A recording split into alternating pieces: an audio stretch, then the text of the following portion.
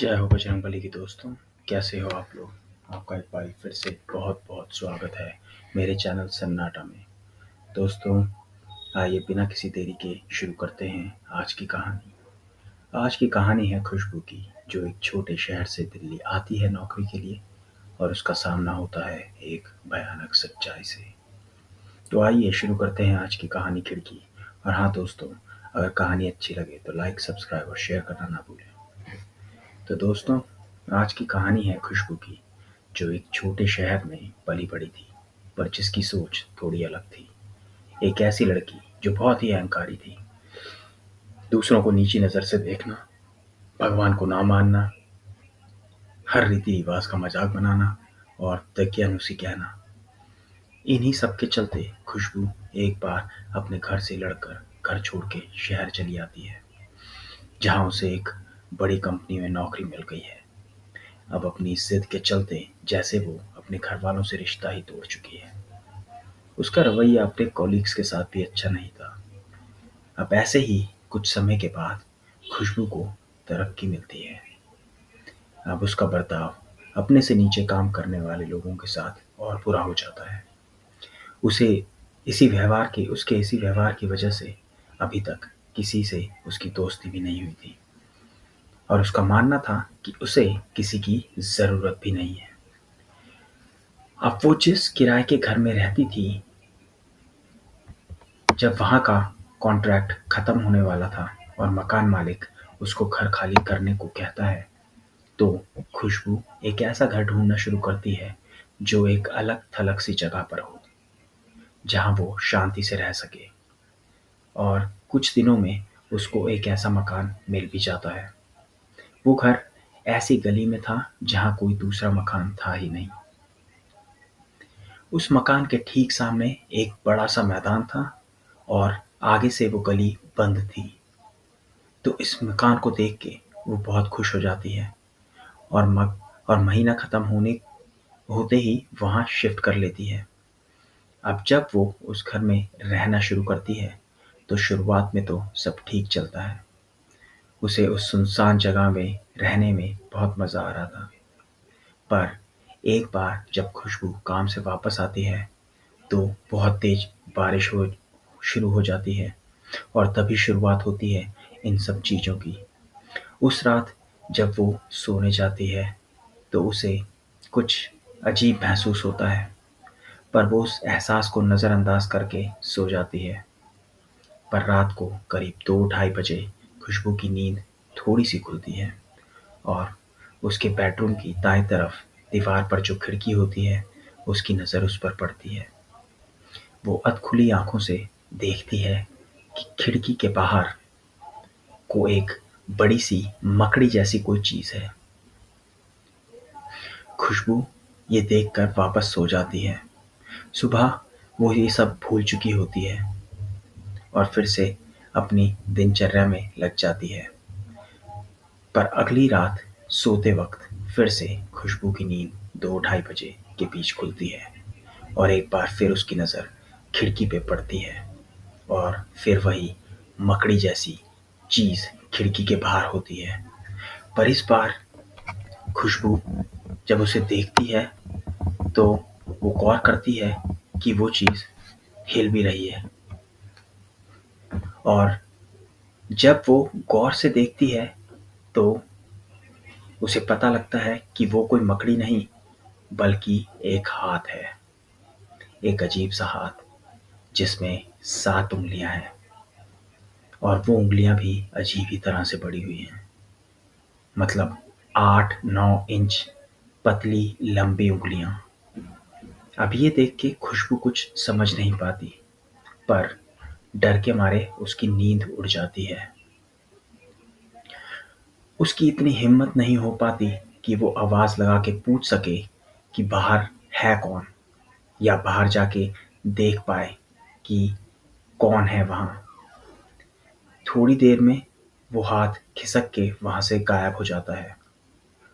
खुशबू कुछ नहीं समझ पाती, पर उसके बाद वो सो भी नहीं पाती। अब अगले दिन रात भर जागने की वजह से खुशबू ऑफिस में काम पे भी ध्यान नहीं लगा पाती। कैसे-तैसे काम करके वो घर आती है और खाना खा के सोने चली जाती है। पर इस रात भी उसकी नींद 2 ढाई बजे के बीच खुल जाती है और फिर उसकी नज़र उस खिड़की पर जाती है। इस बार वहाँ कोई हाथ नहीं, बल्कि उसे एक चेहरा दिखाई देता है। पर वो चेहरा कोई सामान्य चेहरा नहीं होता। खुशबू को दिखता है कि वो एक बड़ा-सा चेहरा है, जैसे चौकोर सा चेहरा, जिस पर एक डरावनी और अजीब-सी मुस्कान है, खून जमा देने वाली मुस्कान। ये देख खुशबू वहीं जम जाती है। उसे कुछ समझ नहीं आता कि जाए तो जाए कहाँ, किससे मदद माँगे, क्योंकि उसके व्यवहार के चलते उसका कोई दोस्त भी नहीं था। वो अब जब इस मकान को छोड़ने की सोचने लगती है, तो कोविड के चलते लॉकडाउन लगा दिया जाता है। अब वो जैसे उस घर में ही कैद होकर रह जाती है। अब उसे रात में एक अनजाना डर सताने लगा था। हालाँकि वो इन सब चीज़ों को मानती तो नहीं थी, पर फिर भी एक अनजाना डर जैसे उसके दिल में बैठ गया था। पर अभी तो सिर्फ शुरुआत थी। कुछ दिनों तक उसको ये सब चीज़ें दिखती रहती हैं, पर खिड़की से बाहर। फिर एक रात उसे एक सपना आता है कि एक अजीब-सी औरतनुमा आकृति, जो 8-9 फीट लंबी है और जिसका चेहरा बहुत बड़ा और चौकोर नुमा है, उसके कमरे में खड़ी है, उसके बेड के सामने। और देखते ही देखते वो धीरे-धीरे उसके पास आ जाती है।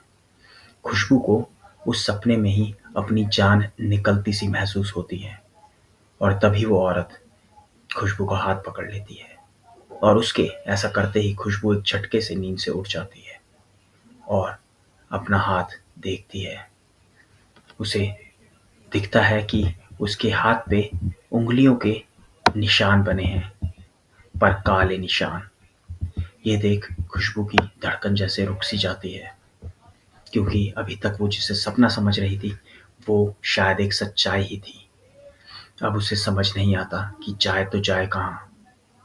ऑफिस के सब कोलीग्स अपने घर से काम कर रहे थे और उसका उनके साथ गलत व्यवहार के चलते उसका ना तो कोई दोस्त था और ना ही कोई उसकी मदद करने को तैयार था। अब उसे समझ आने लगा था कि जिन बातों को वो नहीं मानती थी और दकियानुसी कहती थी, वो जब सच बन के सामने आती हैं तो कितनी भयानक लगती हैं। अब सबसे बड़ी दिक्कत ये थी कि उस घर में पूजा-पाठ भी नहीं होता था, जिसकी वजह से वो नकारात्मक शक्ति बहुत आसानी से उस घर में अपनी जगह बना पाई थी।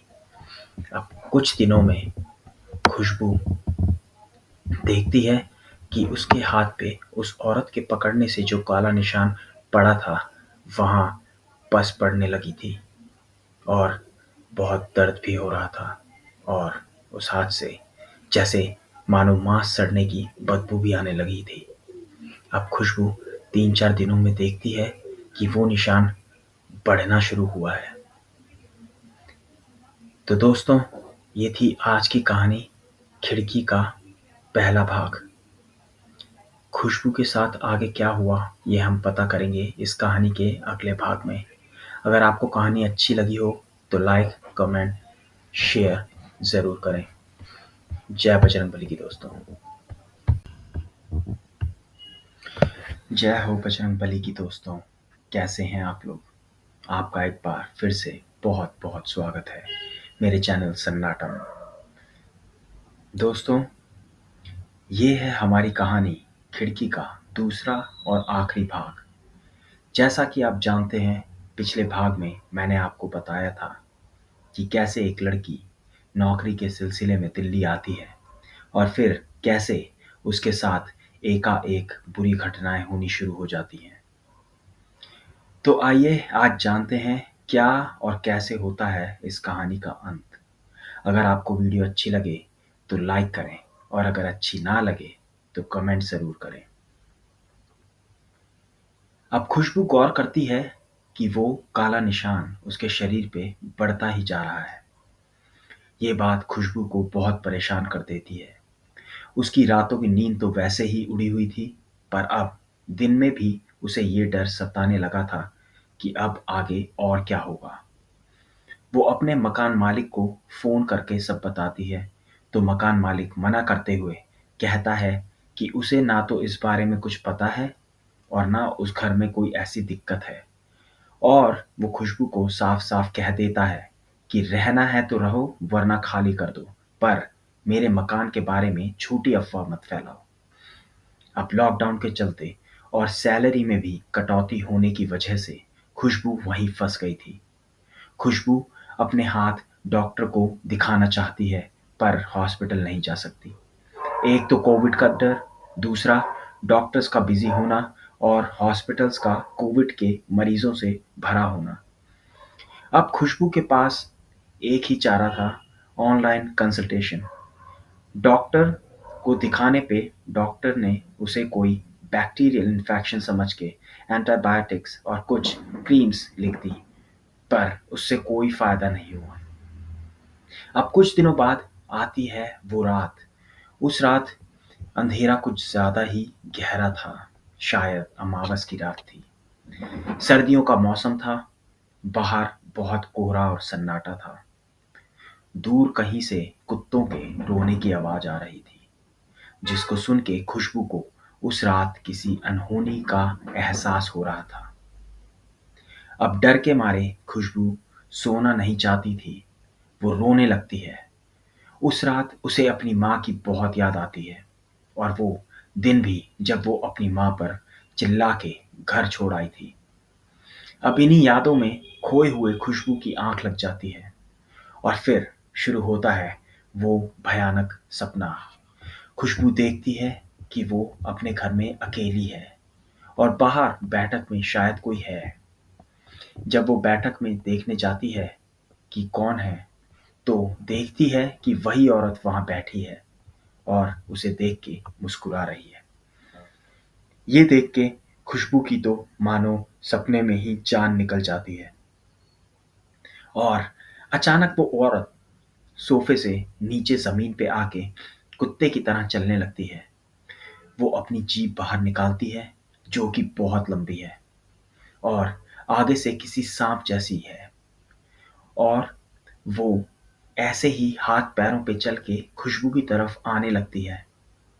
खुशबू भागना चाहती है, पर भाग नहीं पाती।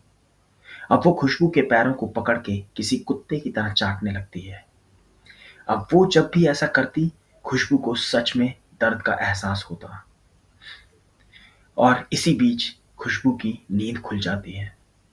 अब वो उठ के देखती है, तो मानो जैसे उसके पैर सच में ही गीले थे। ये देख वो ज़ोर-ज़ोर से रोने लगती है, पर वहाँ उसकी आवाज़ सुनने वाला कोई नहीं था। अब जो हाल खुशबू के हाथ का था, वैसा ही कुछ उसके पैरों के साथ भी होना शुरू हो जाता है।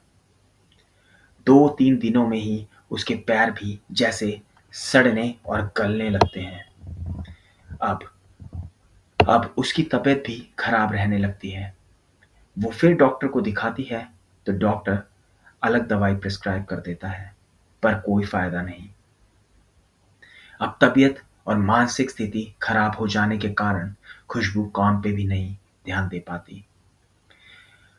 अब ज़्यादा छुट्टियों और गलत काम के चलते खुशबू अपनी नौकरी से भी हाथ धो बैठती है। अब जो थोड़े बहुत पैसे आ रहे थे, वो भी बंद हो जाते हैं। अब खुशबू को लगने लगता है कि उसका अंत निकट ही है। जब उसे कुछ नहीं सूझता, तो वो अपनी माँ को आखिरकार कॉल करती है। उसकी माँ इतने समय के बाद उससे बात करके बहुत खुश हो जाती है और खुशी के मारे रोने लगती है। अब खुशबू भी रोते-रोते माँ से माफ़ी माँगती है और उन्हें सब बताती है। ये सुन के उसकी माँ बहुत परेशान हो जाती है।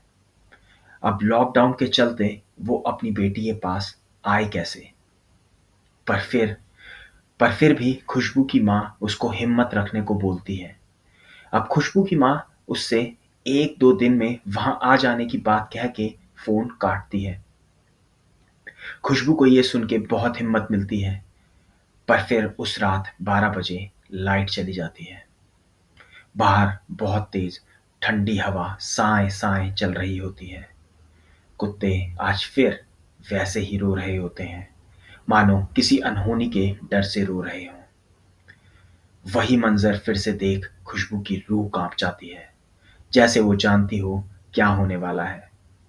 अब खुशबू डर के मारे सोना तो बिल्कुल भी नहीं चाहती, पर कमजोरी, दर्द और थकान के चलते उसकी आंख लग जाती है। और इसी के साथ शुरू होता है वो भयानक सपना। वो देखती है कि वही औरत उसका हाथ पकड़ के उसे उसके ही घर के अंदर ले जा रही है, जैसे उसे कुछ दिखाना चाहती हो। अब वो खुशबू को उसी के बेडरूम में ले जाती है। खुशबू कमरे में घुसते हुए देखती है कि बेड पे कुछ पड़ा हुआ है। और जब वो औरत उसे बेड के पास ले जाती है, तो खुशबू जो देखती है वो देख के तो जैसे उसकी धड़कन ही रुक जाती है। वो देखती है कि बेड पे वो खुद है। उसका पूरा शरीर जैसे सड़ के गल चुका हो, बिल्कुल सूख चुका हो और बेजान हो। पर वहीं उसका चेहरा और गर्दन का हिस्सा बिल्कुल ठीक हो। तभी वो देखती है कि उसका चेहरा रुआसा सा होकर उसकी तरफ मुड़ता है और जैसे उससे कुछ कहने की कोशिश करता है, पर कुछ कह नहीं पा रहा होता। और तभी देखते ही देखते वो औरत अपने हाथ से जैसे उसके चेहरे को गुब्बारे की तरह फोड़ देती है। हर तरफ मांस के लोथड़े और खून फैल जाता है। और ये देख खुशबू डर के मारे कांप जाती है और वो औरत एक अजीब सी डरावनी आवाज में हंसने लगती है। और तभी खुशबू उठ जाती है। अब वो समझ जाती है कि शायद उसकी मौत नजदीक है, पर खुशकिस्मती से उसी दिन उसकी माँ वहां आ जाती है और उनके साथ आए होते हैं उनके वहीं के एक विद्वान पंडित। अपनी माँ को देख खुशबू माँ के गले लग जाती है और फूट फूट के रोने लगती है। उसकी माँ भी उसकी हालत देख के घबरा जाती है। खुशबू देखती है कि माँ के साथ वो पंडित जी भी हैं जो उनके शुभ कार्यों में पूजा पाठ किया करते थे। खुशबू ने इनको भी कई बार बेइज्जत किया था, तो इसी के चलते वो उनसे बात करने में कतराती है। पर पंडित जी सब समझ के उसको सब भूल जाने को कहते हैं और सब घर के अंदर चले जाते हैं। अब कुछ देर बैठ के अब कुछ देर बैठ के बैठने के बाद माँ और पंडित जी उससे पूरी घटना सुनते हैं। पंडित जी वहाँ 3 दिनों की पूजा करते हैं और वो संपन्न होने के बाद वो खुशबू और उसकी माँ को बताते हैं कि वो चुड़ैल इस घर में नहीं है, बल्कि इस घर के सामने जो बड़ा सा मैदान है ना, उसमें जो बरगद का पेड़ है, ये उससे आई है। इस घर की खिड़की से वो बरगद का पेड़ साफ दिखता है। वहाँ लोग उस पेड़ के नीचे कई तरह के टोने टोटके भी किया करते हैं। अब वो जो मैदान था, वहाँ शाम तक तो लोग आया जाया करते थे, पर सूरज ढलने के बाद वहाँ कोई नहीं आता था। इस घर की खिड़की की इस घर की खिड़की ही उसके उस चुड़ैल के आने और जाने का माध्यम थी। अब खुशबू पंडित जी से डरते हुए पूछती है कि अब क्या होगा। वो बोलते हैं, मैंने अपने 3 दिनों की पूजा तो संपन्न कर ली है और काफी हद तक सब ठीक है। बस अब एक अनुष्ठान और है, पर उससे पहले तुम्हें खुद कुछ करना होगा। खुशबू पूछती है क्या। वो कहते हैं, पर यह मुश्किल होगा क्योंकि तुम तो भगवान को मानती ही नहीं। इस पर खुशबू शर्मिंदा होते हुए कहती है, नहीं, अब मुझे पता लग गया है कि इस दुनिया में सब कुछ है। साइंस और लॉजिक से परे भी एक दुनिया है। तो इस बात पर पंडित जी उसे बजरंग बाण का पाठ करने को कहते हैं। वो बोलते हैं कि चाहे कितनी भी बुरी और भयानक नकारात्मक शक्ति हो, हनुमान जी के नाम से ही सब दूर हो जाती है। मैंने अपने अनुष्ठान पूरे कर दिए हैं और अब तुम्हें बजरंग बाण का पाठ करना होगा। खुद नहीं, तुम्हें अब बजरंग बाण का पाठ करना होगा खुद, नहीं तो ये चुड़ैल तुम जहां जाओगी वहीं तुम्हारे पीछे आ जाएगी। चाहे तुम यहाँ रहो या कहीं और। अब हनुमान जी के नाम का जाप सुबह शाम घर में शुरू होने के बाद और 7 दिन के बाद एक आखिरी अनुष्ठान के समापन के साथ ही ये सब चीज़ें जैसे शुरू हुई थी वैसे ही समाप्त हो जाती हैं। और अब खुशबू अपनी माँ और पंडित जी के साथ अपने घर वापस जाने को तैयार थी। इसी के साथ उसका शरीर भी अब ठीक होने लगा था। अब माँ के साथ घर लौटने से पहले खुशबू को एक बार फिर से एक सपना आता है, जिसमें वो देखती है कि वो अपने घर के दरवाजे पे खड़ी है। रात का समय है और वही औरत और भी भयानक रूप में चिल्लाती हुई उसकी तरफ भागते हुए आ रही है। और तभी एक पेड़ से एक बंदर कूद के आता है और खुशबू के सामने खड़ा हो जाता है, जिसे देख के वो औरत वहीं रुक जाती है और कुछ सहमी हुई सी लगती है। और देखते ही देखते वो बंदर बहुत ही विकराल रूप ले लेता है और वो औरत ये देख के डर जाती है और धीरे धीरे जैसे सिकुड़ने लगती है और वो इतनी छोटी हो जाती है जैसे कोई चींटी। और फिर वो बंदर उसे अपने पैर के नीचे कुचल देता है और जैसे वो वहां आया था वैसे ही वहां से चला जाता है। अब सुबह खुशबू अपनी माँ और पंडित जी को अपना सपना सुनाती है, तो वो लोग खुशी खुशी जय बजरंग बली की जय बजरंग बली के जयकारे के साथ अपने घर वापस जाने के लिए निकल जाते हैं। जय हो बजरंग बली की दोस्तों। जय हो बजरंग बली की दोस्तों। कैसे हैं आप लोग? आपका एक बार फिर से बहुत बहुत स्वागत है मेरे चैनल सन्नाटा में। दोस्तों, आज लेके आया हूँ आपके लिए 2 कहानियाँ। तो आइए शुरू करते हैं बिना किसी देरी के आज की ये दोनों कहानियाँ। और हाँ दोस्तों, अगर वीडियो अच्छी लगे तो लाइक, सब्सक्राइब और शेयर ज़रूर करें और कमेंट करके बताइए कि मुझे किन किन चीज़ों में सुधार करने की ज़रूरत है या आप कैसा कंटेंट चाहते हैं मुझसे। तो आइए शुरू करते हैं बिना किसी देरी के। तो दोस्तों, ये पहली कहानी है जो मैंने बहुत पहले पढ़ी थी। ये कहानी मेरी इंग्लिश की बुक में थी और ये मैंने तब पढ़ी थी जब मैं छोटा था। पर ये कहानी मुझे अभी भी याद है क्योंकि ये मुझे अच्छी लगी थी। तो कहानी कुछ ऐसी है कि काफ़ी समय पहले की बात है। एक गांव था।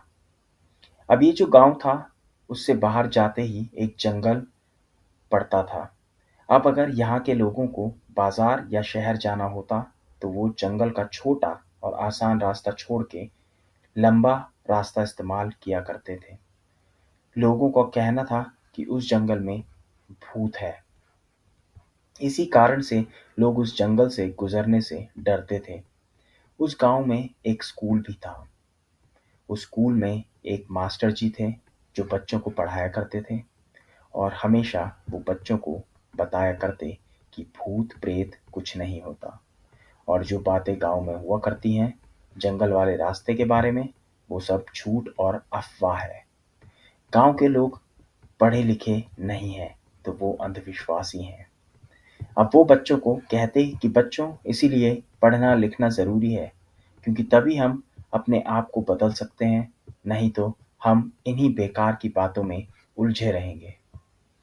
अब मास्टर जी हमेशा ये बात कहा तो करते थे, पर गांव के लोग तब भी उस भूत वाली बात पे भरोसा अ, गांव के लोग तब भी उस भूत वाली बात पे पूरा विश्वास रखते थे और रात को तो भूल कर भी उस रास्ते को इस्तेमाल नहीं करते थे। पर इसके उलट मास्टर जी ऐसा कई बार कर चुके थे और इसी वजह से उनको ये विश्वास था कि इस जंगल में कुछ नहीं है। वो गांव के लोगों का मजाक भी बनाया करते कि कितने बेवकूफ़ और अंधविश्वासी लोग हैं। पर गांव के लोग उन्हें हमेशा जंगल वाले रास्ते का इस्तेमाल करने से मना किया करते थे। पर वो कभी किसी की नहीं सुना करते थे। अब एक दिन वही मास्टर जी किसी काम से दिन के वक्त बाजार जाते हैं, जो कि गांव से बाहर कुछ किलोमीटर्स की दूरी पर था। पर वहाँ के पर वहाँ पे खरीदारी करते वक्त उनको टाइम का पता ही नहीं चला और उन्हें वहीं रात हो जाती है। अब वो जब घर के लिए आ ही रहे होते हैं तो कई लोग उन्हें बोलते हैं, मास्टर जी जंगल से बिल्कुल मत जाइएगा क्योंकि अब रात का समय है। इस पर मास्टर जी कहते हैं, कई बार आ जा चुका हूँ, कुछ नहीं हुआ आज तक तो। और हंसते हुए उन्हें कहते हैं कि भूत प्रेत कुछ नहीं होता, इस अंधविश्वास से बाहर आओ। अब वो सबके मना करने के बावजूद उसी जंगल के रास्ते से जाने लगते हैं। सर्दियों का मौसम था, सूरज जल्दी डूब चुका था, ठंडी हवाएं साए साए चल रही थी। अमावस की रात थी, हर तरफ खूब अंधेरा था। सर्दी के मौसम की वजह से धुंध भी काफी थी। कुछ कुछ देर में यहाँ वहां से कुत्तों के रोने की आवाज आ जाती थी, जैसे उन्हें कुछ बुरा होने का अंदेशा हो चुका हो। माहौल माहौल बहुत ही भयानक था, ऐसा कि कोई दूसरा आदमी ऐसा भयावह मंजर देख उस रास्ते पे कदम रखने की सोचता भी नहीं। पर मास्टर जी ने तो जैसे लोगों को झूठा साबित करने का प्रण ही ले लिया था। वो बिना कुछ ज्यादा सोचे जंगल वाले रास्ते पे निकल पड़ते हैं। ठंड बहुत थी, ऊपर से रास्ता भी सही से नहीं दिख रहा था, पर मास्टर जी के पास एक टॉर्च थी जिसकी मदद से वो रास्ता देख पा रहे थे। पर शायद उनके अंदर भी कहीं डर छुपा बैठा था, क्योंकि उल्लू की आवाज जब जब सुनाई देती मास्टर जी चौंक पड़ते। पर उन्हें पर उन्होंने अपना सफर जारी रखा। अब मास्टर जी ने आधा रास्ता पार कर लिया था तो उन्हें अचानक किसी के रोने की आवाज सुनाई दी। अब मास्टर जी की जगह कोई और होता तो ये देखना तो दूर कि कौन रो रहा है, वो वहां से उल्टे पैर भाग लेता। पर मास्टर जी उस आवाज का पीछा करते हुए एक पेड़ के नीचे पहुंचे, जहां एक बच्चा बैठा था और उसने अपना सर अपने घुटनों पे रखा हुआ था और ये बच्चा ही रो रहा था। अब मास्टर जी ने देखा कि बच्चे ने तो उनके स्कूल की यूनिफॉर्म पहनी हुई है, तो उन्होंने उससे पूछा, कौन हो बेटा, यहाँ कैसे आए और रो क्यों रहे हो? अब जैसे ही उन्होंने ये पूछा, बच्चे ने रोना बंद कर दिया। मास्टर जी फिर से बोले, कौन हो बेटा, अपना चेहरा तो दिखाओ। अब उनके ये कहते ही उस बच्चे ने ऊपर देखा। अब अंधेरे में उन्हें उसका चेहरा नहीं दिखाए अब अंधेरे में उनको उसका चेहरा नहीं दिखा, तो उन्होंने टॉर्च की रोशनी उसके चेहरे पे डाली। तो उन्होंने जो देखा उसे देखते ही उनके पैरों तले जमीन खिसक गई। उन्होंने देखा उस बच्चे का तो कोई चेहरा ही नहीं था, मतलब सर था पर उस पर आंख, नाक, कान और मुंह थे ही नहीं। ये देख के तो मास्टर जी जैसे भौचक्के के रह गए। उन्हें अपनी आंखों पर विश्वास ही नहीं हुआ कि उन्होंने ये क्या देखा। अब शायद उनकी जगह कोई और होता तो वहीं दिल के दौरे से मर जाता, पर मास्टर जी हिम्मती इंसान थे। वो पलटे और अब बेतहाशा गांव की तरफ भागने लगे। कुछ दूर जाने पे उन्हें दूर से एक लालटेन की रोशनी नजर आई, तो वो मदद की उम्मीद से वहां गए, तो देखा कि एक आदमी शॉल ओढ़े खड़ा था वहां। उसको देख के मास्टर जी की तो वो जान में जान आई। वो जब उसके पास पहुंचे तो उस आदमी ने पूछा, अरे क्या हुआ, इतने घबराए हुए क्यों हो? इस पर मास्टर जी ने उस आदमी को पूरे हादसे के बारे में बताया कि कैसे उन्हें एक रोता हुआ बच्चा मिला जिसके चेहरे पर आंख, नाक, कान और मुंह कुछ नहीं था। उनकी ये बात सुन के उस आदमी ने लालटेन उठाई और अपने चेहरे के पास लाके हंसते हुए उनसे पूछा, क्या बिल्कुल ऐसे है? अब जब उस आदमी के चेहरे पे लालटेन की रोशनी पड़ी तो मास्टर जी ने देखा कि उस आदमी का चेहरा भी उस बच्चे जैसा ही था, जिसपे आंख, नाक, कान और मुंह थे ही नहीं। बस अब ये देखते ही मास्टर जी और बर्दाश्त नहीं कर पाए और दिल के दौरे और डर की वजह से उनकी वहीं मौत हो गई। और अगले दिन जब वो गांव में नहीं दिखे तो खोजबीन करने पर उनकी लाश उसी जंगल में मिली।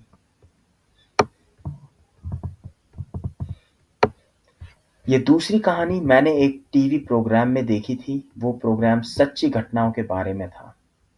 वैसी अजीबोगरीब घटनाएं जिनके बारे में हम सिर्फ सोच सकते हैं, पर जो असल में लोगों के साथ घट चुकी हैं। अब ये एपिसोड एक ऐसे कपल के बारे में था जो उत्तराखंड या हिमाचल, इन दोनों जगहों में से एक जगह पे घूमने जाते हैं। अब मुझे वो जगह पूरी तरह से याद नहीं है, पर वो कोई पहाड़ी इलाका ही था, शायद उत्तराखंड। अब होता ये है कि ये दोनों अपनी गाड़ी में दिल्ली या मुंबई जैसे किसी शहर से वहाँ कुछ दिनों के लिए घूमने जाते हैं। अब एक दिन वहाँ घूमते हुए उनको वहाँ के एक छोटे से मंदिर के बारे में पता चलता है, तो वो उस मंदिर को देखने के लिए वहाँ जाते हैं। पर वो जब वहाँ अपनी गाड़ी में पहुँचते हैं तो शाम हो चुकी होती है और वहाँ के पंडित जी भी अपने घर जा रहे होते हैं।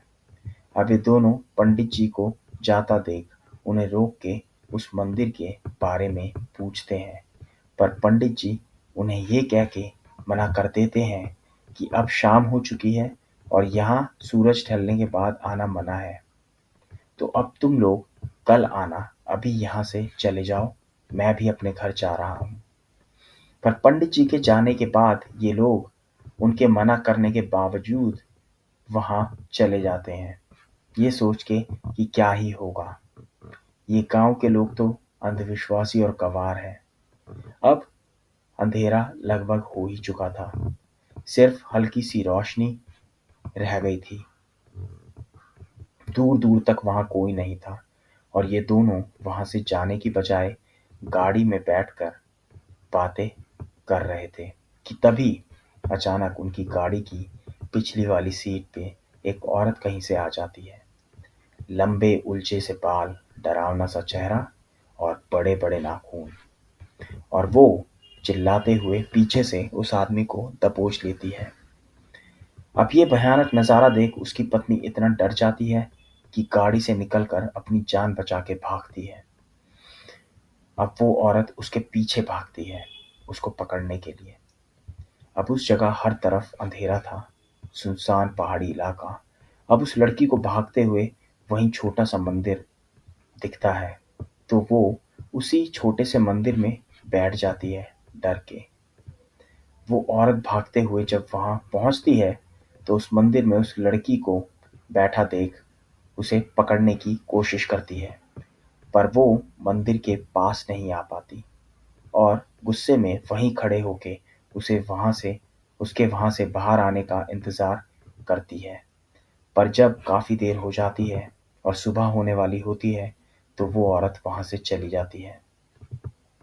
अगले दिन जब पंडित जी सुबह सुबह मंदिर पर आते हैं तो उस लड़की को वहां सोता देख हैरान रह जाते हैं।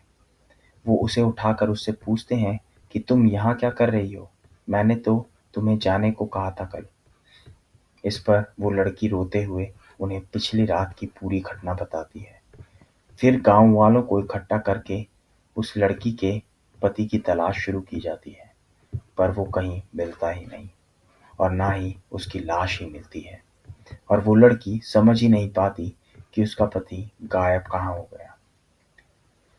अब दोस्तों, इस दूसरी कहानी में आपको क्या लगता है कि वो औरत कौन थी? कमेंट सेक्शन में ज़रूर बताइएगा। जय हनुमान जी की दोस्तों।